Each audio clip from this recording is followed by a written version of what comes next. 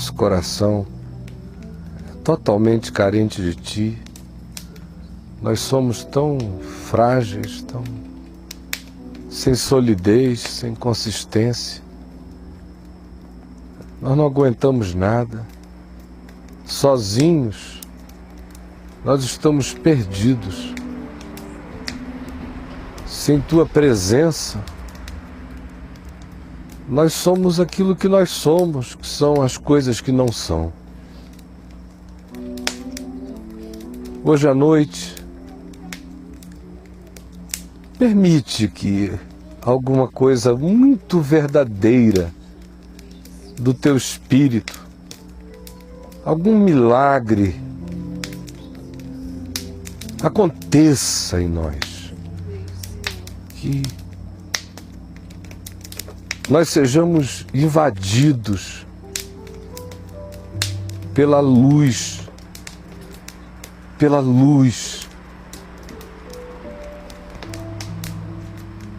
que o nosso coração ganhe um pendor diferente, que inclinações novas surjam dentro de nós.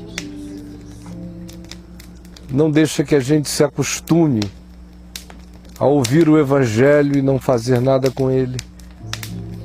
Permite que ele não seja para nossa condenação, seja para nossa salvação, para nossa vida melhor, para nossa vida reconciliada, pacificada e firmada em Ti. Perdoa os nossos pecados, especialmente aqueles que nós nem conhecemos, que na nossa ignorância acumulam-se em nós e entortam a nossa vida. Perdoa-os e também ilumina-nos para que os vejamos. Amém. E para que sejamos curados, Amém. Dia a dia curados e aperfeiçoados e aproximados da imagem de Jesus, da força de Deus e daquela paz que é vitória, que é o bem maior que a gente carrega em Ti nesta vida de tribulações. Enche o coração de cada um aqui. Não deixa que ninguém saia sem palavra, sem resposta e sem manifestação do poder de Deus. Porque a Tua realidade não consiste de sabedoria humana, mas de manifestação do poder de Deus. E é isto que queremos, em nome de Jesus. Amém e amém. Podem assentar-se, gente querida.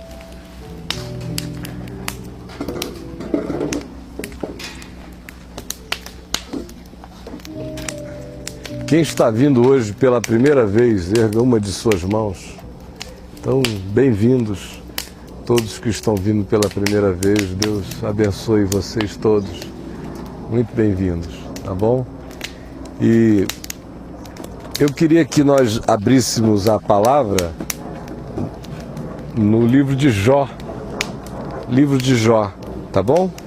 Capítulo 16. Livro de Jó, capítulo 16. Vocês sabem qual é a história de Jó, certamente. E como ele desconhecia uma trama espiritual que tinha sido urdida contra ele pelo próprio Satanás. Satanás significa o adversário, o opositor. E a imagem que a Escritura cria para descrever esse cenário é como se Satanás se aproximasse de uma corte real, com Deus como rei. E Deus a ele perguntasse: Satanás, de onde tu vens? E ele responde: de rodear a terra e de passear por ela. E Deus então lhe diz: tu viste o meu servo Jó? Como não há sobre a terra ninguém igual a ele, temente a Deus, se desvia do mal, faz o que é bom. E aí Satanás disse, mas é porque ele tem tudo. Mas tira o que ele tem. Começa a tocar nas coisas que ele possui, que ele dá valor, que ele chama de meu amor, de meu bem, que tu vais ver se ele não blasfema na tua cara.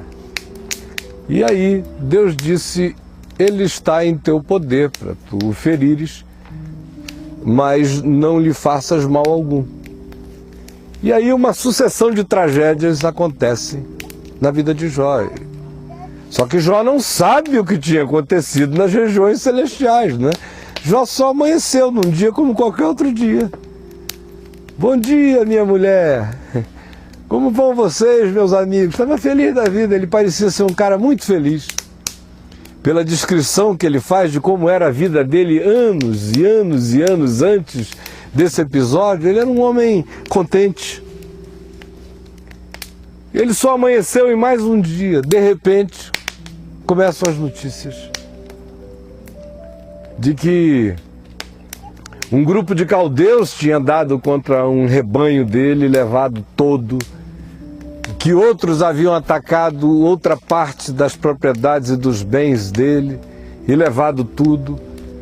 Por fim, que um raio havia caído sobre a casa de um dos filhos dele, onde todos estavam reunidos, toda a família, exceto ele e a esposa, e todos os filhos e filhas tinham morrido na mesma hora em razão daquele acidente. Aí ele ouve isso, imaginem que diazinho extraordinário este. E quando ele ouve essa notícia, ele simplesmente diz, o Senhor o deu, o Senhor o tomou, louvado seja o nome do Senhor.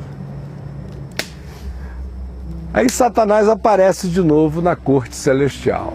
Jó não está sabendo nem do primeiro encontro, muito menos do segundo, ele só está gemendo de dor. E Deus pergunta, tu viste o meu servo Jó? E Satanás diz, ele só está reagindo assim porque tu não tocaste ainda na carne dele. Toca na carne dele, toca nele, nas entranhas, na pele, no sangue, nos ossos. Gera dor constante, ininterrupta nele, tu vais ver se ele não blasfema na tua cara. E o Senhor disse, tu tens permissão de tocar nele, só não lhe tires a vida. E Jó, gemendo de dor pelos seus filhos todos que tinham morrido, 10 de uma única vez,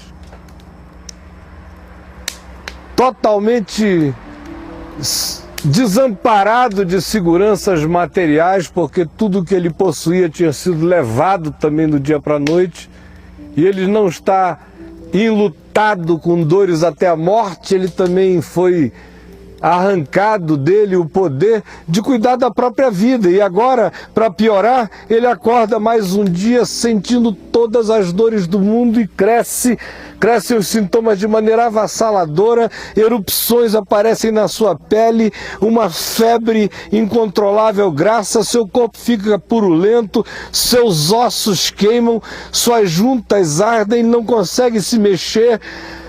O mal vai se entranhando, impregnando nele, metendo-se nas suas entranhas. Era um câncer avassalador na pele, com consequências extraordinariamente corruptivas para o lado de dentro. E esse homem fica nojento até os sentidos da esposa dele. E ele diz, os meus servos fogem de mim, as minhas empregadas, se eu chamo, ninguém vem. Os que me acudiam antes, porque eu tinha bens, eu era o Jó, agora se eu chamo, todos se vão. Até a minha mulher se recusa a aproximar-se de mim. O meu hálito é asqueroso.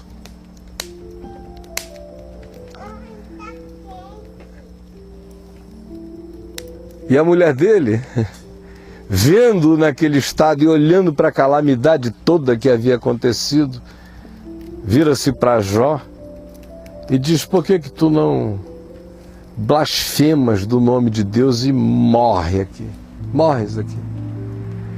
E ele disse, o que é isto, mulher?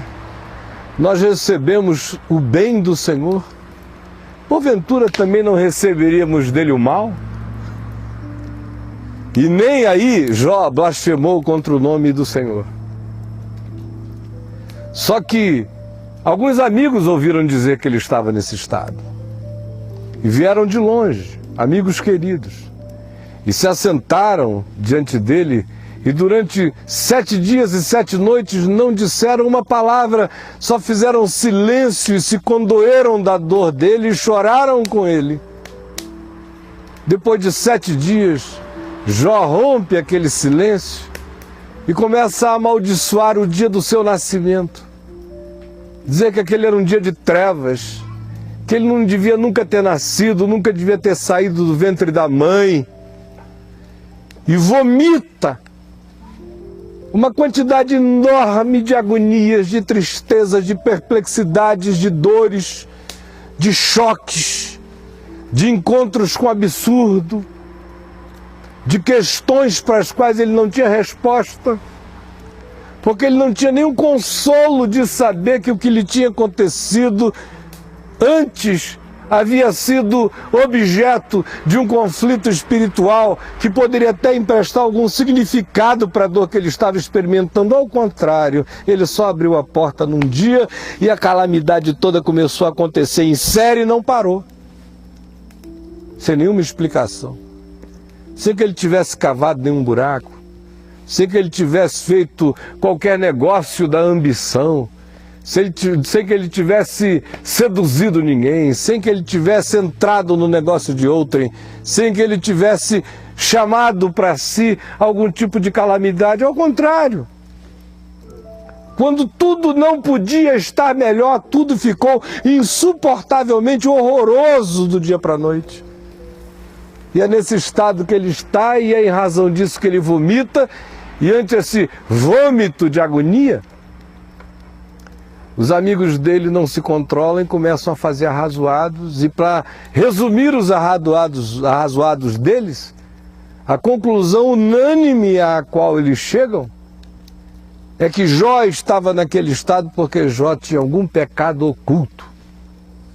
Tinha pecado muito feio contra Deus. Jó, a gente está calado, em consideração, em respeito, mas já que agora você está afrontando a Deus, amaldiçoando o dia do seu nascimento, já que agora você está incapacitado de ser grato, então, Jó, nós vamos abrir a boca. E na nossa opinião, isso tudo está acontecendo bem feito. A gente não sabe a razão, a gente não sabe o que é, mas a gente sabe uma coisa: você está em pecado. E você está escondendo isso. Nós não podemos dizer qual é o seu pecado, mas que você está, você está. E você sabe, Jó. Aí o Jó perdeu a cabeça. Já começou a brigar com eles, foi uma confusão filosófica e poética extraordinária.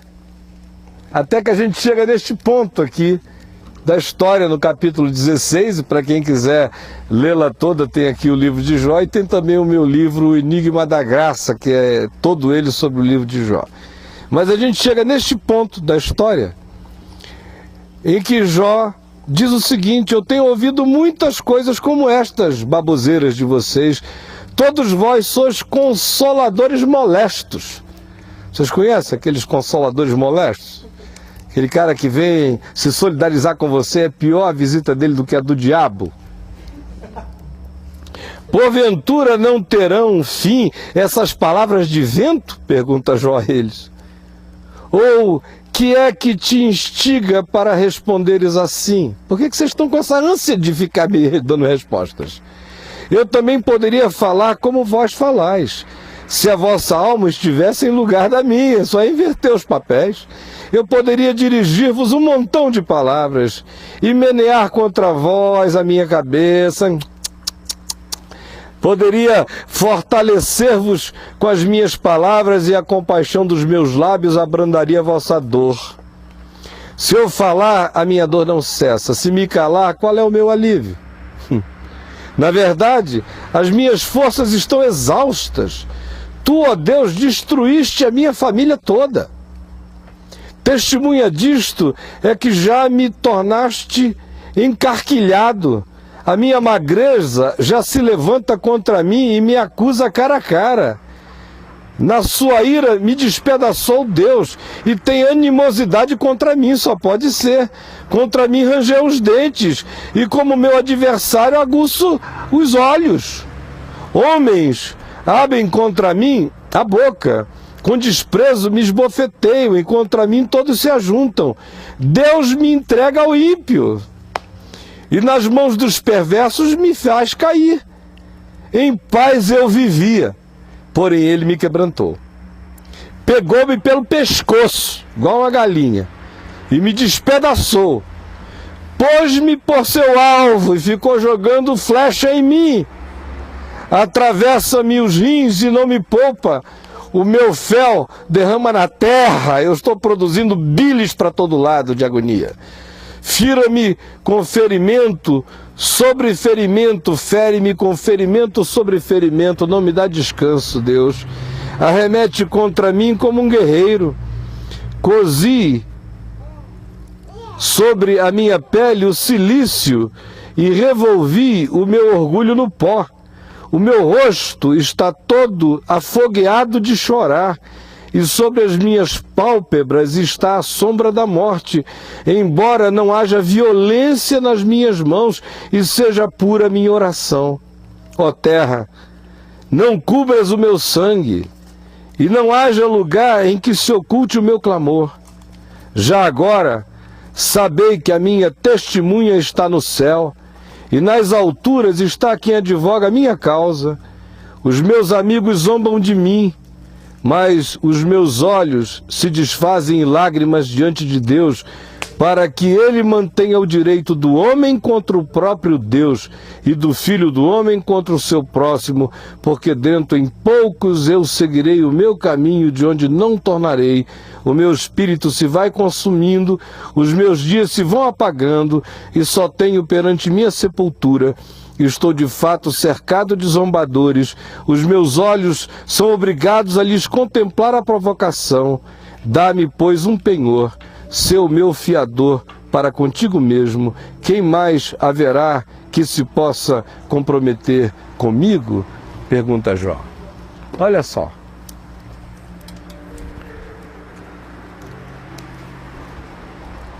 A maioria de nós experimenta todos os dias, e se não é todos os dias, mas com uma frequência enorme, à medida em que vai vivendo, situações que nos chegam para as quais a gente não tem nenhuma explicação.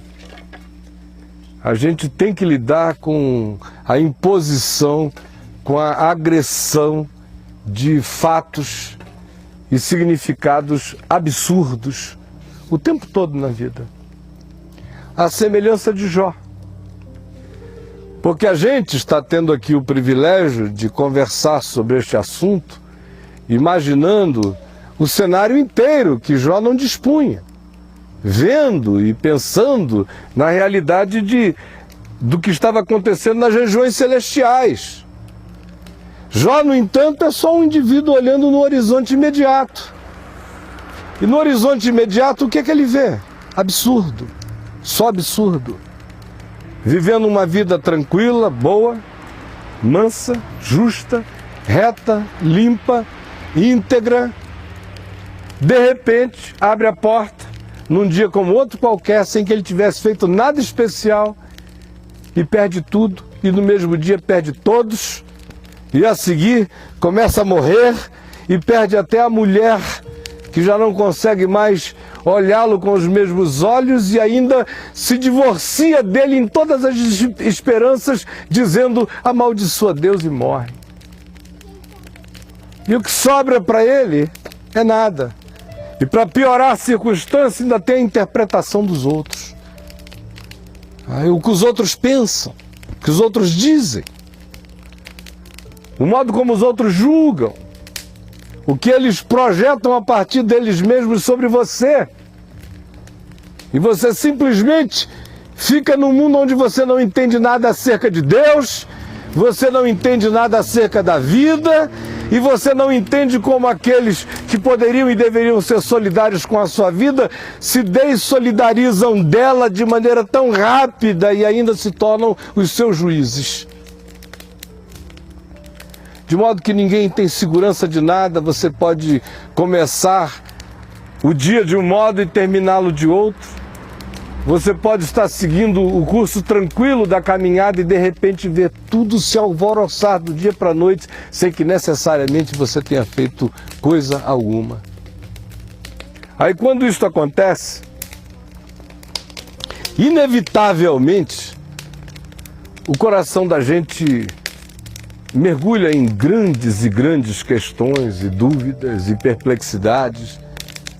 Para não falar que, se a dor for aguda demais, o indivíduo fica possuído por total falta de significado. Ele começa a amaldiçoar o dia do nascimento. Ele começa a dizer: eu não devia ter nascido.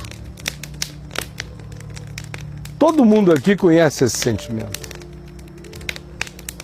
Uma hora ou outra você já foi para o banheiro, jogou a água na cabeça e chorou desesperadamente, botou a cara no ralo e teve vontade de passar pelo esgoto. E se você pudesse se suicidar sem se suicidar, muita gente teria, em algum momento de desespero, dado um clique num botão. Até por acidente. Pá!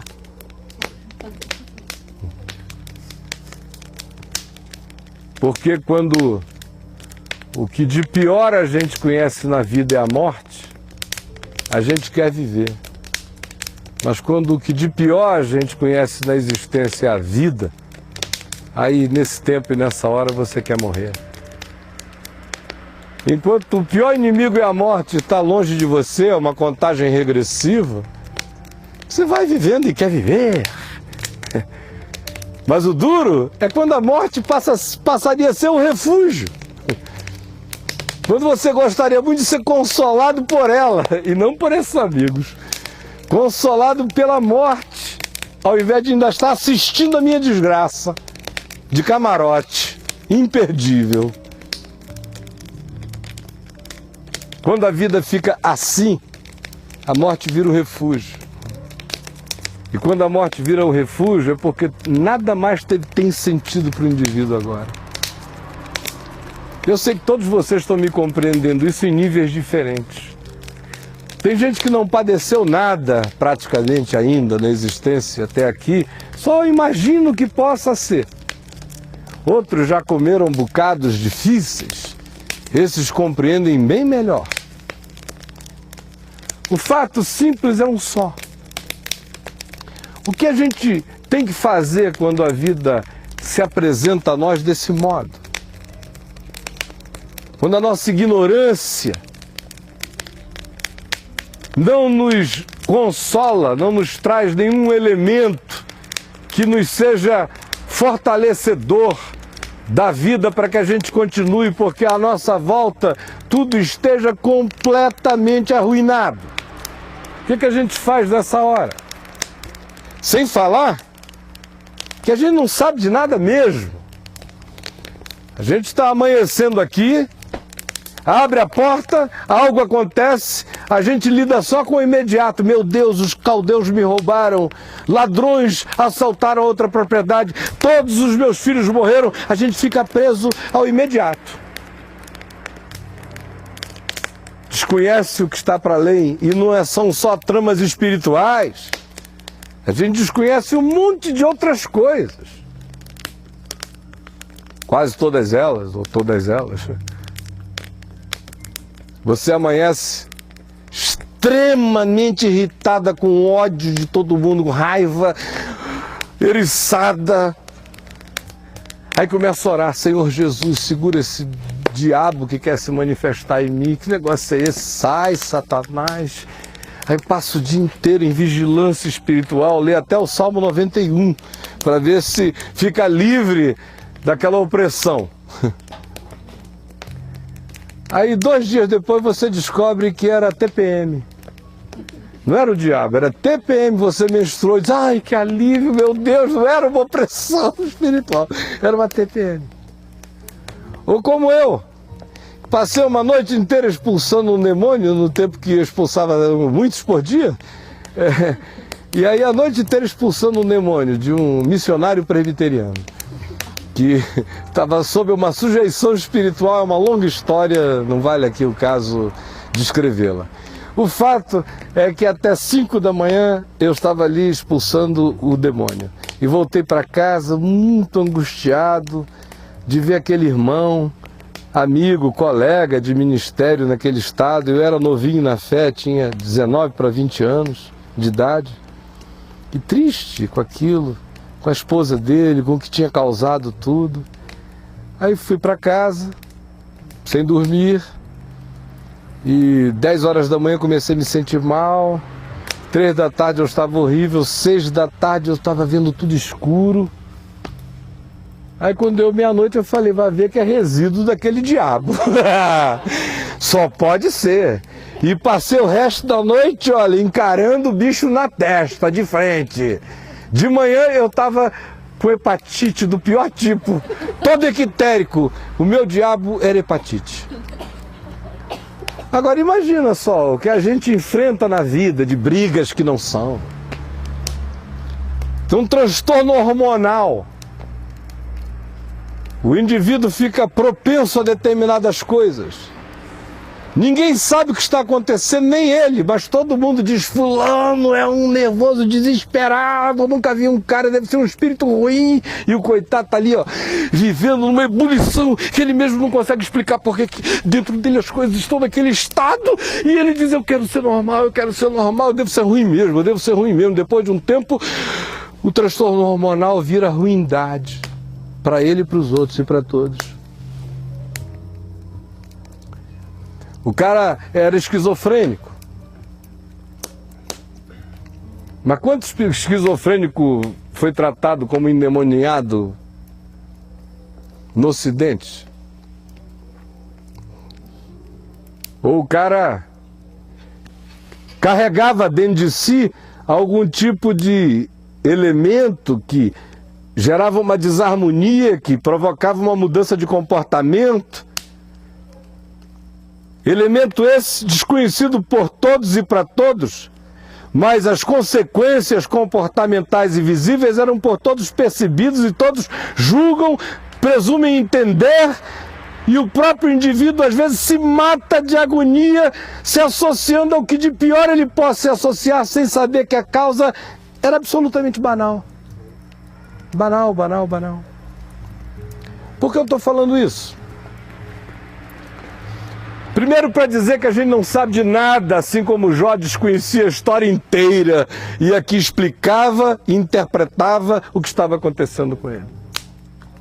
Segundo, para dizer a você que ao invés de você ficar angustiado e desesperado com o que porventura esteja acontecendo, ou com o que você esteja sentindo, não se entregue nem ao que está acontecendo, nem ao que você esteja sentindo, porque de fato você não sabe nada. E na ausência de consciência, só há uma coisa que substitui tudo: confiança. Confiança.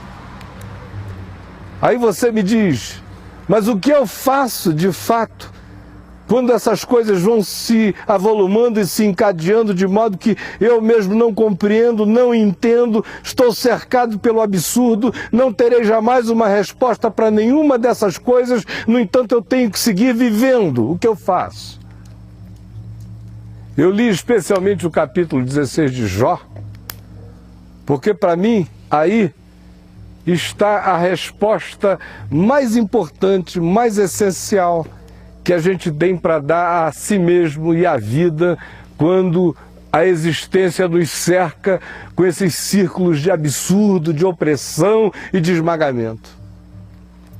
Jó diz, eu evoco nos céus a Deus como minha testemunha. Quem eu tenho mais para ser minha testemunha de quem eu sou, senão Deus? E se o que está acontecendo porque Deus resolveu agir assim em relação a mim, eu convoco Deus para advogar a minha causa contra Deus.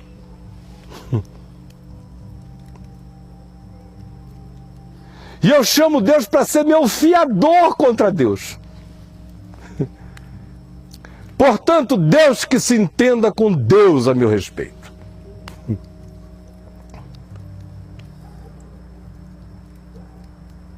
Porque Jó em momento algum poderia dizer Deus não é. Ele só poderia dizer eu não entendo o que Deus está fazendo, mas Deus, ele sabia que era Deus. Aí ele pega e diz eu constituo Deus para se entender com Deus a meu respeito. Essa é a única coisa que a gente tem que fazer. Nesse dia, nessa hora. Simplesmente diga, Deus, o Senhor se entenda com o Senhor a meu respeito. Quem tem a consciência espiritual de compreender o significado dessas coisas, ao fazê-las desse modo, abala céus e terra e inferno. Na hora que a gente cresce em fé, para deixar de ficar perguntando por quê, para abandonar a necessidade de explicações, para dar de mão a curiosidade mórbida de entender o sentido da desgraça. Quando a gente larga isso tudo e simplesmente diz, Deus, que tu te entendas contigo a meu respeito. Quando a gente faz isso, os próprios homens se calam ao nosso redor. Enquanto a gente fica lutando com eles, a gente só prolonga os conflitos, mas na hora em que a gente diz que Deus se entenda com Deus a meu respeito, o céu silencia e o inferno se contorce. Na hora que você, sem saber de nada, ignorando tudo, confia em Deus até contra Deus. Mas a tua vida é dele. E a segunda coisa que a gente tem que fazer numa hora dessa,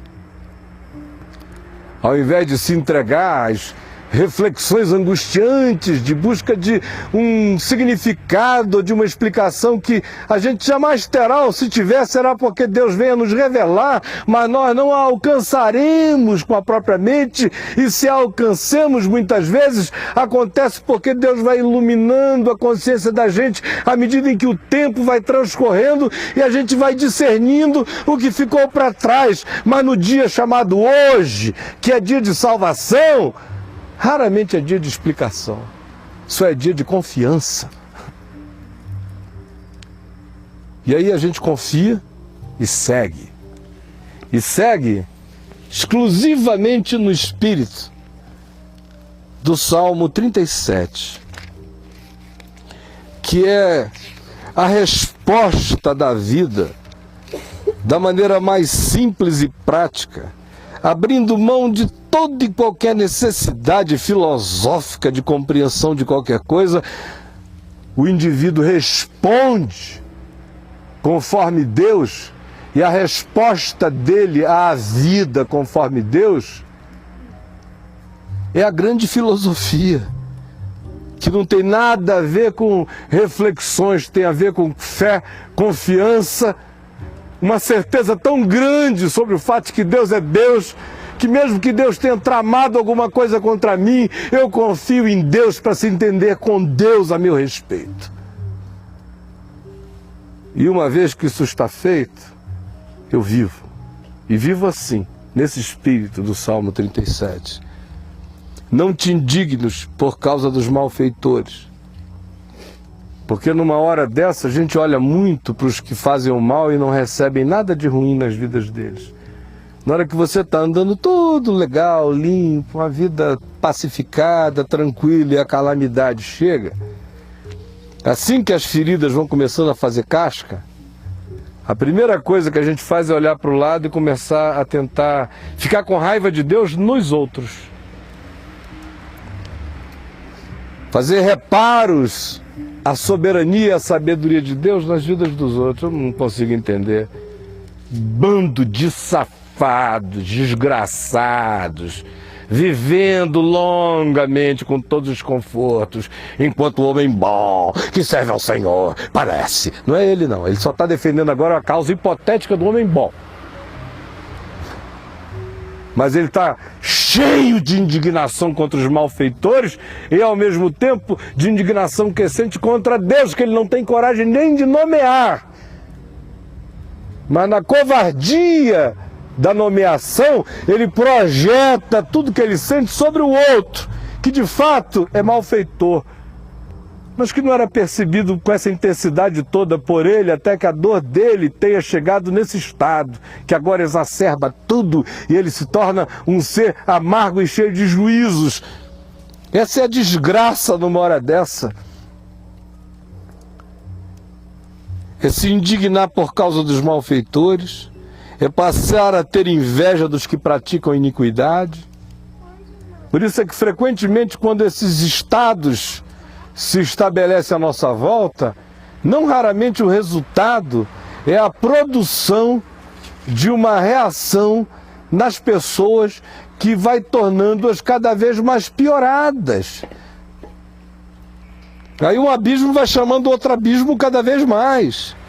Porque a indignação, a inveja contra a maldade, contra a iniquidade, vai gerando em nós uma desistência do bem. Por isso o Salmo diz, não te indignes e nem sintas invejas, pois eles dentro em breve definharão como a relva e murcharão como a erva verde. Quanto a ti, confia no Senhor e faz o bem. Nada de autopiedade, nem de comparações, nem ficar querendo saber, meu Deus, por que eu, logo comigo?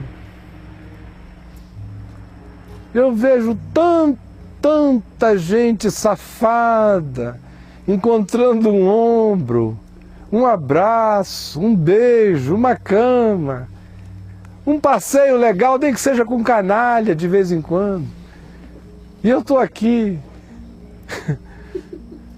assim sentindo essa indignação extraordinária. Devocional, Senhor, mas dá uma raiva danada dos malfeitores. Quanto a ti, confia no Senhor e faz o bem.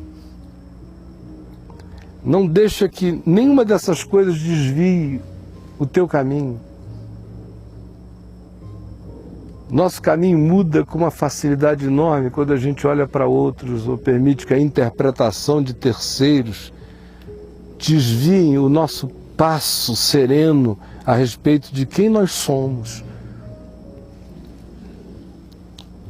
Habita na terra e alimenta-te da verdade.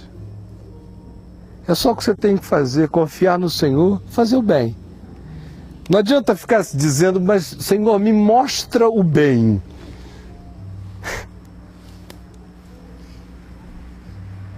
Aí o Senhor vai dizer, olha, eu vou te mandar para Deus, hein? Deus vai te dizer, eu vou te mandar para Deus. Pare com isso, todo mundo sabe o que é bom. Confia no Senhor e faz o bem. Sem filosofia nenhuma. Faz o bem. É simples saber o que é bom. Só pergunte, se eu estivesse nessa situação, o que eu queria que fosse feito a mim, que você vai saber na hora o que você gostaria. E aí você vai saber o que fazer para o outro. O que é bom. O bem. Habita na terra. Em qualquer terra, a terra que Deus te deu, te botou, habita lá e alimenta-te da verdade. Não muda o curso do teu caminho, continua a comer verdade. É verdade, a única comida. Agrada-te do Senhor. Mesmo sem compreender nada, agrada-te de Deus. E Ele satisfará os desejos do teu coração. Entrega o teu caminho ao Senhor. Todo ele. Entrega a Ele, ao Senhor. Confia. Confia nele. E o mais, qualquer que seja o mais, qualquer que seja a adição, Ele fará. O que você tem que fazer é entregar o caminho que é teu, que é caminho bom, porque você procura confiar no Senhor e fazer o bem, não se indignar e nem ser movido por inveja. Está aqui no bom caminho. Agrada-te do Senhor, e Ele satisfará os desejos do teu coração. Entrega o teu caminho ao Senhor, confia nele. E o que mais houver para ser feito, Ele fará. Fará sobressair a tua justiça como a luz, e o teu direito como o sol ao meio-dia. Descansa no Senhor e espera nele. Não te irrites por causa do homem que prospera em seu caminho, por causa do que leva a cabo os seus maus desígnios. Deixa ir, abandona o furor. Não te impacientes, certamente isso acabará mal. Mais um pouco de tempo e já não existirá o ímpio. Procurarás o seu lugar e não o acharás, mas os mansos herdarão a terra. É inevitável a ignorância. A gente não sabe mesmo de nada. Nada. Você tem alguma lembrança de alguma situação na sua vida em que você tenha sido terminantemente contra algo? Que hoje seja uma coisa que você olha e inegavelmente diz, ela é muito boa. Mas que no tempo em que ela estava começando a se manifestar, você lutou de todos os modos e disse, é abominável, não quero. Mas foi convencido pela vida de que aquilo era uma bênção, se tornou numa grande bênção. Já teve essa experiência? Eu já tive muitas. Muitas. Pode ser que eu seja diferente de vocês, ou pode ser apenas que eu tenha uma memória melhor. Ou tenha coragem de me lembrar do que eu não esqueci ainda. Mas quantas vezes? É que a gente tenta deletar essas informações da cabeça da gente. A gente sempre tenta guardar aquelas nas quais a gente foi o profeta do que aconteceu. E a gente diz, eu bem que disse, e faz um discurso. Agora, do que a gente disse e não foi, raramente você encontra pessoas lembrando e dizendo, eu estava totalmente equivocado quanto a isto, graças a Deus, fazendo remendos. Enquanto esse dia não chega, a gente convive com a ignorância mesmo. A gente tem opiniões acerca da ignorância, na nossa ignorância. O que é bom, a gente tem que sempre tentar fazer. Mas existem aquelas zonas, e elas são em grande quantidade, em que a gente está lidando com situações extremamente misteriosas que estão para além do nosso alcance. São essas que nos deixam chocados. E quando elas caem sobre nós e tocam quem a gente ama e atingem a nossa vida e nos tiram do lugar e nos alvoroçam e nos desassossegam e fazem com que a gente já nem se reconheça mais depois que elas aconteceram, ou que nós não sejamos mais reconhecidos por aqueles que a gente quer bem e ama, quando isso acontece, se o seu coração não se firmar nessa convicção de que Deus é Deus, e de que embora você não esteja entendendo nada, você confia em Deus, ainda que seja Deus contra Deus, mas a sua confiança está nele e na vitória da justiça e do amor dele em seu favor. E não deixa que o coração se renda a tudo aquilo que se transforma em adoecimento da alma adoecida, em catastrofização daquele que já está em estado catastrófico e que fica ainda pior, porque se entrega aos sentimentos catastróficos que vão virando amargura, inveja, ódio, ressentimento no coração. Ao invés disso, se a resposta da confiança é entregar o caminho ao Senhor e dizer, eu não estou entendendo nada, mas eu creio que Deus está entendendo tudo por mim, e que Ele cuida disso tudo por mim, e que o resultado disso tudo será um produto inimaginavelmente melhor, ainda que hoje eu não compreenda nada. Como disse Jesus a Pedro, o que eu faço, tu não sabes agora, compreendê-lo-ás depois. Depois pode ser só na eternidade. Tem coisas que a gente só entende quando a gente passa para lá. Agora, há muitas outras que a gente vai entendendo à medida em que o tempo vai passando. O próprio Jó não levou tanto tempo para entender. Quando Deus mudou a sua sorte, do dia para a noite. E depois do curso de anos, lhe deu outros 7 filhos e 3 filhas. E restituiu tudo a ele, muitas vezes mais, e ele olhou para trás e entendeu muita coisa. Mas se Deus não tivesse restituído os filhos e não tivesse feito nada, ainda assim, se ele tivesse se mantido em confiança, ele iria olhar para trás e iria dizer: eu não tenho hoje os tesouros que um dia tive do lado de fora, mas do lado de dentro, eu nunca fui tão rico.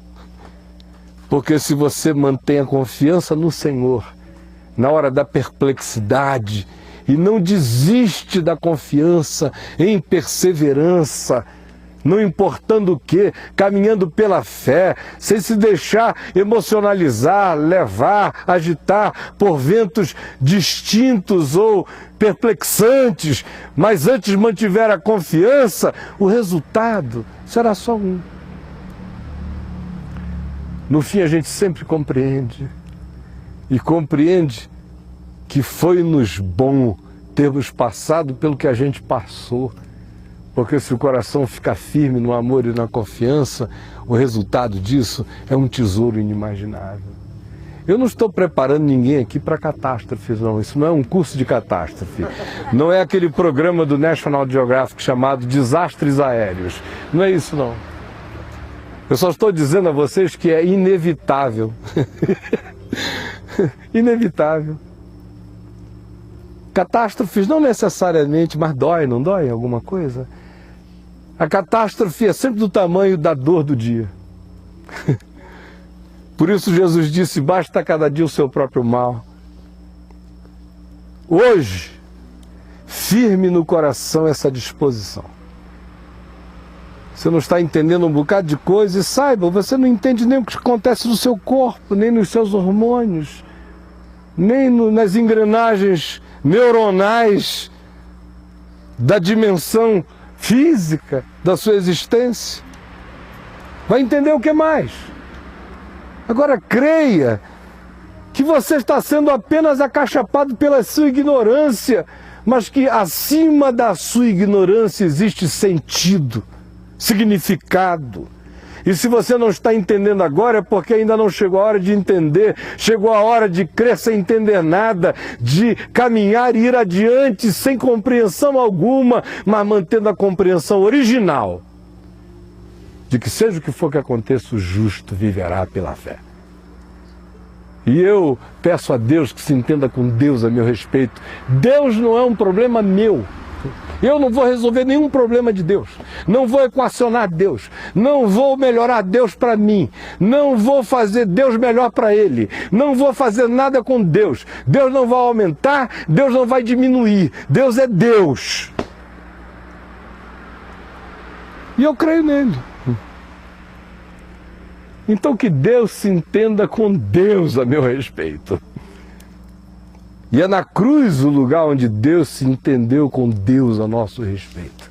Aonde Deus brigou com Deus, aonde Deus foi o réu em Jesus, em meu lugar, aonde Deus foi o juiz sobre mim em Cristo, aonde Ele foi a oferta em meu lugar em Cristo, aonde tudo foi feito e consumado, aonde Deus se entendeu com Deus por nós. Aí creia e siga, porque à medida em que você for andando, vai ser forjado um ser novo, com têmporas fortes, com rigidez, com caráter, com obstinação de fé, com segurança, com aquela determinação de confiar e de caminhar sem vacilar. Esse é o grande milagre da graça de Deus sobre a vida da gente. Não é eu chegar aqui e dizer a vocês: olha, agora vamos ficar em pé, que eu vou passar aí pelo meio de vocês, na hora que eu bater a mão na testa, vocês vão cair, ou eu vou tirar, vou inventar uma nova modalidade. Benihá. Benihá. E eu vou jogar, e quando eu jogar, essa toquinha vai... Aí, já tem até alguns caindo aqui. Essa toca é poderosa, vocês estão pensando o quê? Aí o cara, pô... Aí levanta, todo assim, surtado. O que foi que você viu? Não vi nada, eu estou me sentindo uma maravilha. Aí vai para casa e o pau continua cantando e ele continua tendo que vir a um lugar como esse, buscar cair para ver se esquece. É porrezinho de crente. Aquela quedinha, para ver se ele esquece. Não é isso que eu estou fazendo aqui, eu estou tentando, em nome de Jesus, dar instrumentos para você se preparar para viver. Porque os dias são maus. E Jesus disse, neste mundo vocês terão aflições, mas tenham um bom ânimo, porque eu venci o mundo. Levanta a cabeça e caminha doce, e caminha sem indignação, e caminha sem inveja, e caminha sem comparação, e caminha sem olhar para o ímpio nem para o malfeitor. Confia no Senhor e faz o bem. Habita na terra e alimenta-te da verdade. Entrega o teu caminho ao Senhor, confia nele, e o mais ele fará. Fará sobressair a tua justiça como a luz e o teu direito como o sol ao meio-dia. Agrada-te do Senhor, e ele satisfará aos desejos do teu coração. Vamos ficar em pé, vamos orar, todos nós juntos. Amém. Que a palavra do Senhor Jesus, da consolação do Espírito Santo para nós, para criar forjamento e solidez de fé, porque nós não somos daqueles que retrocedem, mas dos que prosseguem e caminham. Eu sei que há pessoas aqui tomando decisões muito importantes na vida. Alguns estão assim, tipo Abraão, saindo sem saber bem para onde vão. E confiando. Entrega o teu caminho ao Senhor. Confia nele. E o mais ele fará. Mas cuida para que os teus caminhos sejam conforme os desejos do coração de Deus. Por isso, faz o que é bom. E se você está fazendo o que é bom, entrega, confia. O resto ele vai fazer. Você está fazendo o que é bom, é o que você pode. Enquanto isso, agrade-se do Senhor. Mesmo que não seja gostoso, mesmo que não esteja uma delícia, o grande milagre da fé é que a gente pode aprender a se agradar em Deus mesmo quando não está gostoso. No fim, a promessa deste salmo, repetida por Jesus, é de que os mansos herdarão a terra. De quem mantém o coração na mansidão é que é o herdeiro da promessa divina. Senhor Jesus, que coisa mais extraordinária é a gente se encontrar aqui, nenhuma trombeta tocou, nenhum chofar foi soprado, nenhum tambor foi batido, nenhum rito foi cumprido, nenhum movimento especial foi praticado, nada. Só a gente, a Escritura e a palavra da fé. E eis que milagres acontecem. Milagres maiores do que as pirâmides do Egito.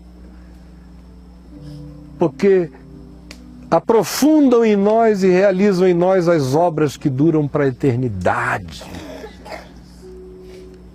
Pelo amor do teu nome, enxuga toda lágrima com consolação, com alegria.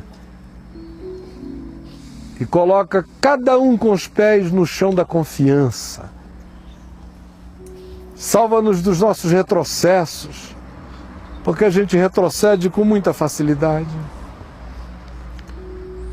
E quando a gente não compreender nada, e é sempre, daqui em nós se estabeleça aquela tranquilidade de quem já constituiu a Deus o seu advogado, ainda que seja e que fosse contra o próprio Deus. Porque Jesus é o nosso advogado em qualquer instância. E agora, eu não tenho mais nenhum problema filosófico. Obrigado pela libertação das vãs filosofias, das vãs perguntas, do vão perscrutar. Obrigado porque a gente só pensa, e pensa até muito, mas a partir daquilo que a gente não precisa nem pensar, de que Deus é o nosso Deus e não tem conversa. Daí em diante eu penso à vontade. Mas se a questão chegar aí não tem conversa, Ele é meu Deus, até que fosse contra Deus. Por isso é que eu vou caminhar confiando nele, e vou me agradar dele, e vou esperar nele, e é nele que eu verei toda a luz que eu terei que ver. E por favor, realiza esse milagre de compreensão e de segurança em fé no coração de cada um aqui. É o que eu te peço em nome de Jesus, que nos ensinou a orar, dizendo: Pai nosso que estás nos céus, santificado seja o teu nome, venha o teu reino, seja feita a tua vontade, assim na terra como nos céus.